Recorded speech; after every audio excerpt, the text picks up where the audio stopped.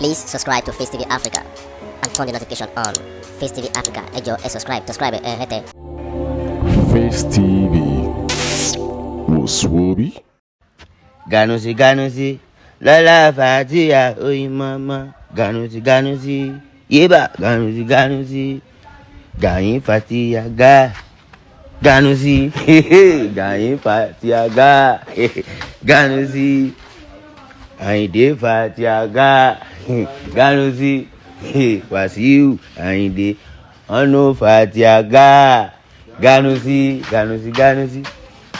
Ewa Ganusi. Owó ti dé ẹwà Ganusi, Ganusi, ọtí ti dé ẹwà Ganusi, igbó ti dé ẹwà Ganusi, igbó yìí Ganusi, bọ́tí yìí Ganusi, ṣóbó yìí Ganusi, ok Ganusi. Ayé yìí tún ti bàjẹ́ o, èèyàn wà ìṣá ìdè kan ẹ̀, ó fẹ́ fojú jọ Ganusi, ok Ganusi. Gain Fatia Ga, Ganusi, okay, oh yeah, Ganusi, Lola Fatia, Oi Mama, Ganusi, Gain Fatia Ga, Ganusi, Fatia Ga. Le muko to la ogbo la Gain Fatia Ga, Ganusi, Ganusi kọ́rè, ó fẹ́ fojú jọ Gani o, yan wá sí o. Àyìndé kọ́rì. Ganusi, àwọn àfa pẹ̀lú àjánọ́sì. Ganusi, ẹ̀gànú lẹ̀kẹ́ gbọ́ wá sí. Ganusi, are you Ganu? Oh, you know Ganu. Ganusi. Lọ́la mọ́mí, lọ́la màmá mi, ọ̀tá mi ò dànù. Ganusi.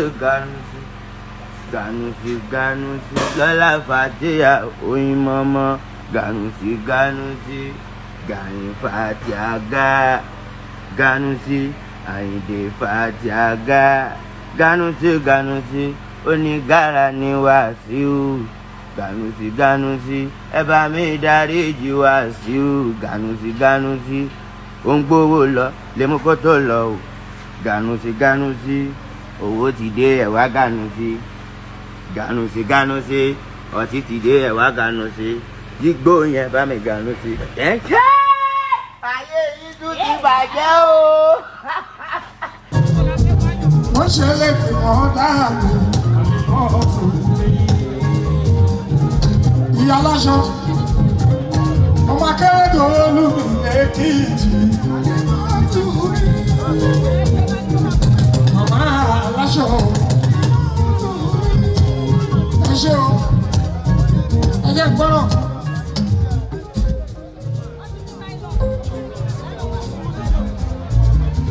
Ṣé ti gbowó èlé àtàbí kẹ́hàdé.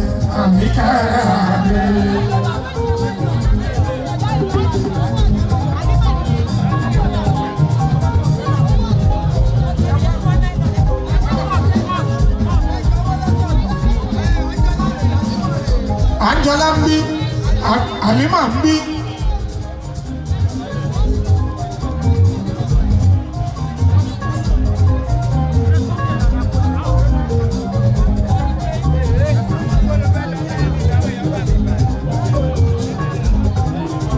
Afáàgùrù súnmọ́ bí.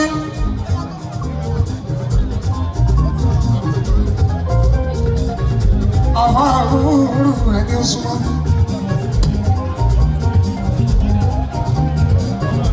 Mo dúpẹ́ fọlọ́ ọ̀hún àdábà mi, gbogbo ẹ̀yìn gbogbo ẹ̀kú àdúró tì í.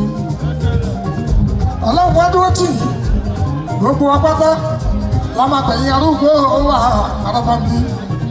Mo fi tiẹ̀ lẹ̀, wọ́n tẹ ní ẹlẹ́ẹ̀ẹ́nì, Ọlọ́run wá bọ́ tì í. Andáwáṣu wúra àtúmọ̀ dúpẹ́. Ẹ̀jọ̀jú ó ti rí Wàsíù Ayinde. Ẹ bá mi bọwọ́ bọ̀, ẹ wọ láwọn mọ́ mi lára. Àlùmọ́ṣà ẹ̀ ní ìyàwó rẹ̀. Ọmọ Akérèdọ́lù mi ìlú péjú. nílùú Péjú Èkìtì mo kí ẹkú àfẹ́ àkú ìyá tó bí mi lọ ọmọdé nílùú Péjú mo ti wá fún ọmọ ọba níjẹ̀bú Òde àdìsá àdéhùn àmúṣá lórí musa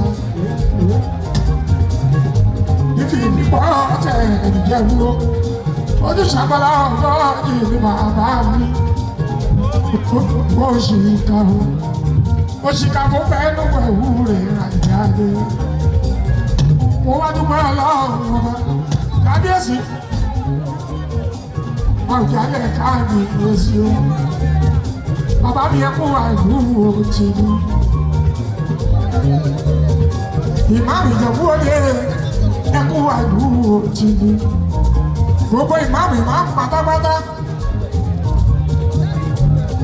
ẹ̀yin ọ̀rẹ́ ọlọ́run ọba ẹ máa kó àìlú òtí ni kábíyèsí ọba líle ìwà àlùbọ̀ bá tún dé àlẹ̀mú ẹkú àìlú òtí ni gbogbo ládéládé mo dúpẹ́ ẹkú àdúró tèmi President Tinubu lórí oko bámbam àkọ́bí ọmọ lóòdó rẹ ẹkú àdúró tèmi First Lady Olúrẹ̀mí Federal Republic of Nigeria ẹkú àdúró tèmi Gómìnà Dàpọ̀ Abíọ́dún ọmọba àti lòyìnbó ní òyìn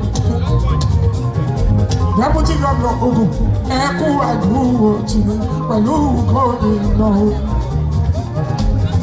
Gómìnà Babájídé ọmọ Sanwó-Olú àti Deputy Governor mi Ọbáfẹ́mi Hamzat ó kí ẹkú àdúró tìmí. Chief of Staff Lagos State, Chief of Staff Ogun State, SLG gbogbo yín pátápátá. Secretary to the government, Ogun State, Ogun Commissioner, all cabinet members, pẹ̀lú Lagos State, Council of Local Government across Nigeria, ẹkú àdúró tìmí. Distinguished Senator, member House of Representatives, State Assemblies, mo kí yín ẹkú àdúró tìmí.